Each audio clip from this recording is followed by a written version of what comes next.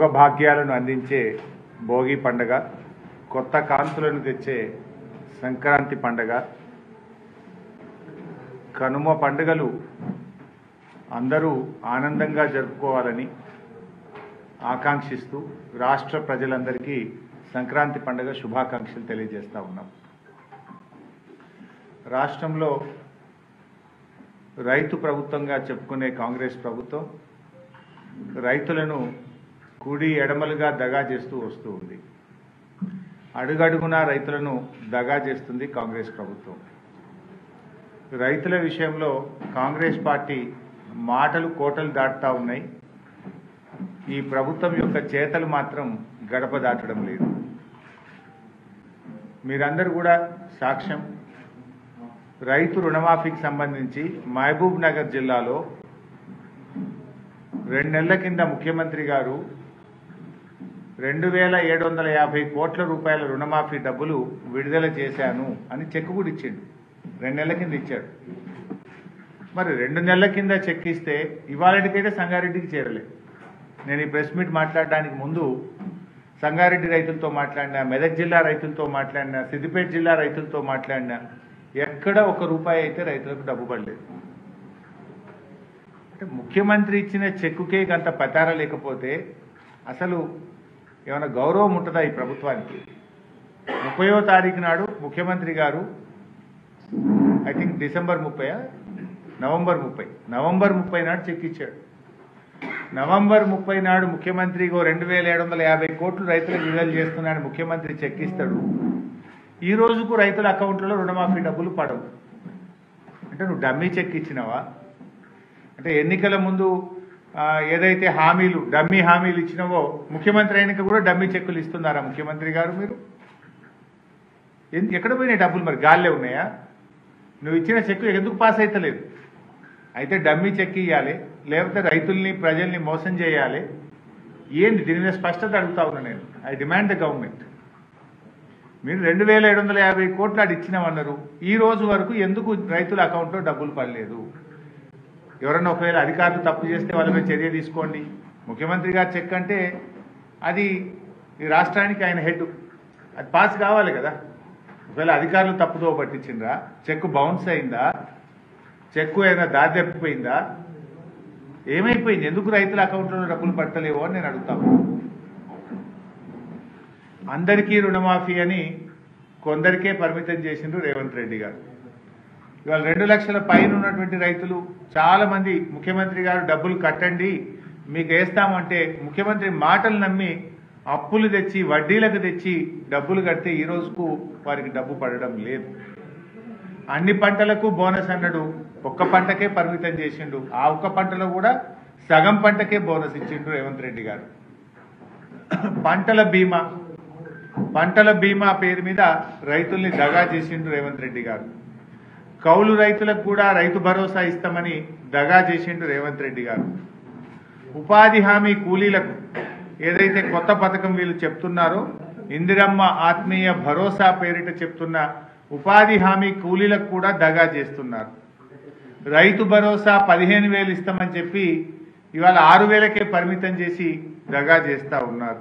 అంటే అడుగడుగునా దగా చేసి ఇది రైతు వ్యతిరేక ప్రభుత్వము అని చెప్పకనే చెప్తున్నారు. వారి చర్యలు, ఈ ప్రభుత్వం యొక్క చర్యలే చెప్తా ఉన్నాయి ఇది రైతు వ్యతిరేక ప్రభుత్వం అని. ఎన్నికలప్పుడేమో అరచేతిలో వైకుంఠం చూపించి ఎన్నికలు అయిపోయిన తర్వాత రైతులకు మొండి చేయి చూపిస్తున్నాడు ఈ రేవంత్ రెడ్డి గారు. ఈ సందర్భంగా సంక్రాంతి పండుగకు ఊర్లలోకి వెళ్తున్నటువంటి మా అన్నదమ్ముళ్ళు అక్కా చెల్లెళ్లకు నేను ఒక విజ్ఞప్తి చేస్తా ఉన్నా. పోయినసారి ఎన్నికల ముందు మీరందరూ కూడా ఊర్లలో పోయారు, కాంగ్రెస్ ప్రభుత్వాన్ని గెలిపించారు. ఇప్పుడు ఒకసారి మీరు ఊర్లలోకి వెళ్తున్నారు పండగకు. మనం అందరం కూడా ముఖ్యంగా వ్యవసాయ కుటుంబాల నుంచి వచ్చిన వాళ్ళమే. తల్లో తండ్రో తాతో నాయనమ్మనో అమ్మమ్మనో వ్యవసాయం నుంచి వచ్చిన కుటుంబాలే కదా మనందరం కూడా. ఒకసారి రైతులతో ఇంటరాక్ట్ కండి. మీరు గ్రామాల్లోకి పోయినప్పుడు ఆ రైతులతో మాట్లాడండి. రైతులకు రేవంత్ రెడ్డి ప్రభుత్వం చేస్తున్న మోసాన్ని గ్రహించండి. వానకాలం రైతు బంధు ఎట్లా ఎగబెట్టిండో అడగండి. రుణమాఫీ కాని రైతుల బాధలను ఒకసారి మాట్లాడండి. పంటలకు బోనస్ అని ఎట్లా మోసం చేసిండో ఒక్కసారి మాట్లాడండి. పంటల బీమాని ఎట్లా దగా చేసిండో రైతన్నలతో ఒక్కసారి మాట్లాడండి, ఆ రైతులతో మాట్లాడండి. కేసీఆర్ పాలనలో కడుపుల సల్లగదలకుండా రైతుల్ని ఎట్లా కేసీఆర్ గారు కాపాడుకున్నారో, రేవంత్ రెడ్డి గారు 13 నెలల్లో ఎట్లా రైతుల్ని మోసం చేసిండో సంక్రాంతి పండుగకు ఊర్లలోకి వెళ్తున్న మా అన్నదమ్ములు అక్క చెల్లెలు రైతులతో చర్చించాలని చెప్పి నేను కోరుతా ఉన్నా. ఎందుకంటే వాస్తవాలు అర్థమవుతాయి ప్రజలకు, వాస్తవాలు ప్రజలకు అర్థమవుతాయి. అంటే ఏ రకంగా రేవంత్ రెడ్డి గారు ఈ రైతుల్ని ఈ ప్రభుత్వాన్ని మోసం చేసిండో కూడా దయచేసి మీరందరూ గ్రామాల్లో చర్చ పెట్టాలని పండగకు ఊరికి వెళ్తున్న వారికి నేను పిలుపునిస్తా ఉన్నా. అన్నిట్లో మోసం. రైతు భరోసా ఇప్పుడైతే 10,000 నేనొస్తే 15,000 అన్నాడు, మోసం. వ్యవసాయ కూలీలందరికీ 12,000 ఇస్తా అన్నాడు, మోసం. అన్ని పంటలకు బోనస్ అన్నాడు, మోసం.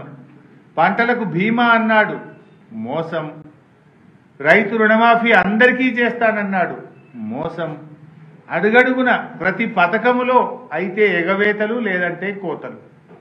ఈ రకంగా రైతులకు తీవ్రంగా అన్యాయం చేసినారు. దీని మీద పండగకు ఊళ్ళకు వెళ్తున్నటువంటి వాళ్ళు రైతులతో చర్చించండి, రైతులకు ధైర్యాన్ని ఇవ్వండి, రైతుల కష్టాలు తెలుసుకొని వారికి భరోసానిచ్చి వాళ్ళు ఈ బీఆర్ఎస్ ప్రభుత్వం ఎట్లా మేలు చేసిందో, కాంగ్రెస్ ఎట్లా మోసం పోయే వాళ్ళను మేము వ్యవసాయ కూలీలుగా గుర్తిస్తాము అన్నారు. మన రాష్ట్రంలో 50 లక్షల ఉపాధి హామీ కార్డులుంటే 1,02,00,000 మంది వ్యవసాయ కూలీలు పనిచేస్తున్నారు.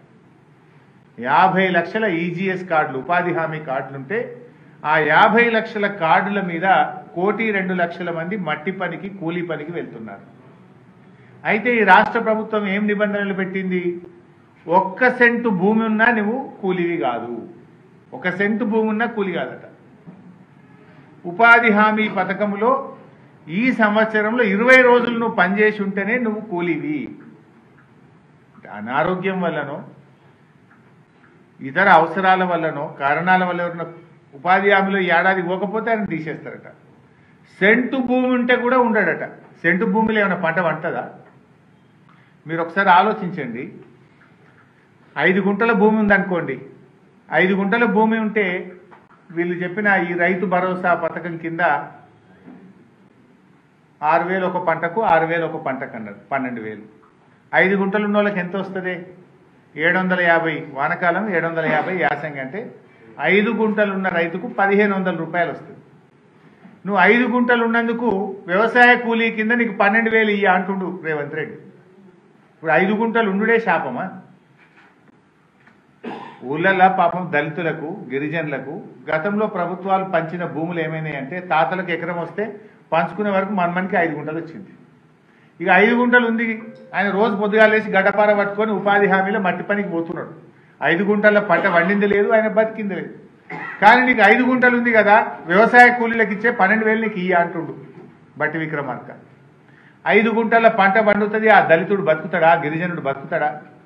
నువ్వు 5 గుంటల మీద రైతు భరోసా కింద ఇచ్చేదేమో 1,500 రూపాయలు, నువ్వు ఎగ్గొడుతున్నదేమో 12,000 రూపాయలు. ఏది ఇందిరమ్మ ఆత్మీయ భరోసా కింద ఎగ్గొడుతున్నది 12,000. అంటే ఆ రైతుకు 5 గుంటల రైతుకు ఎంత నష్టం అవుతున్నట్టు? 10,500 రూపాయలు నష్టమవుతాము. అదేవిధంగా 10 గుంటల భూమి ఉంది అనుకో బైసాబ్, నీకు రైతు భరోసా కింద వచ్చేది 3,000, నష్టపోయేది 9,000. అర్ధెకరం భూమి ఉంది అనుకోండి, రైతు భరోసా కింద 6,000 వస్తుంది, నీవు నష్టపోయేది 6,000. 30 గుంటల భూమి ఉంది అనుకోండి, నీకు వచ్చేది 9,000, నువ్వు నష్టపోయేది 3,000. అంటే ఈ రాష్ట్రంలో మీకు ఐడియా ఉండాలి, ఎకరం కంటే తక్కువ భూమి ఉన్నటువంటి రైతులు ఎందరు అంటే 24,57,000 మంది రైతులు ఉన్నారు. ఎకరం కంటే తక్కువ భూమి ఉన్న వాళ్ళు గుంట నుంచి 39 గుంటల వరకు, గుంట నుంచి 39 గుంటల వరకు భూమి ఉన్నటువంటి రైతులు 24,57,000 మంది. ఇందులో అతి ఎక్కువగా దళితులు, గిరిజనులు, బీసీలు మాత్రమే ఉన్నారు. అంటే నువ్వు ఇందిరమ్మ ఆత్మీయ భరోసా అంటే ఏంటి? దళిత గిరిజనులకు శటగోపం పెట్టుడేనా? దళిత గిరిజన రైతుల నోరు కొట్టడమే ఇందిరమ్మ ఆత్మీయ భరోసానా? అరే 1 కోటి మంది కూలీలు ఉన్నారు, వాడు నిజంగా గడ్డపార పట్టుకొని ఎందుకు పోతాడండి? పొద్దుగాల 6 గంటలకు లేచి గడ్డపార పట్టుకొని మట్టి పనికి ఉపాధి హామీలో పోయిందంటేనే ఆయన కూలి. ఆ కూలీల నోరు కొట్టడానికి మీకు చేతులు ఎట్లొచ్చినాయని నేను అడుగుతా ఉన్నా రేవంత్ రెడ్డిని, బట్టి విక్రమార్కని. గా కూలీల నోర్లు కొడతారా మీరు? గాల నోర్లు కొట్టడానికి మీకు చేతులు ఎట్లా వస్తున్నాయి? వ్యవసాయ కూలీలు అప్పుడేమో మీరు ఓట్లు వేయించుకున్నారు ఆశలు చెప్పి, ప్రతి కూలీకి ఇస్తామన్నారు. ఇప్పుడు 1 కోటి మంది కూలీలుంటే 10 లక్షల మందికే ఇస్తామంటున్నారు. అంటే 90 పైసలు ఎగబెడుతుండ్రు, 10 పైసలు ఇస్తారట. 90% ఎగ్గొడుతుండ్రు 1 కోటి మంది కూలీల్లో. ఏమని? నువ్వు 20 రోజులు పని చేయలే, నీకు గుంట భూమి ఉన్నది, నీకు 5 గుంటల భూమి ఉన్నది అని రకరకాల కారణాలు పెట్టి వాళ్లకు కోతలు పెట్టే ప్రయత్నం చేస్తున్నారు.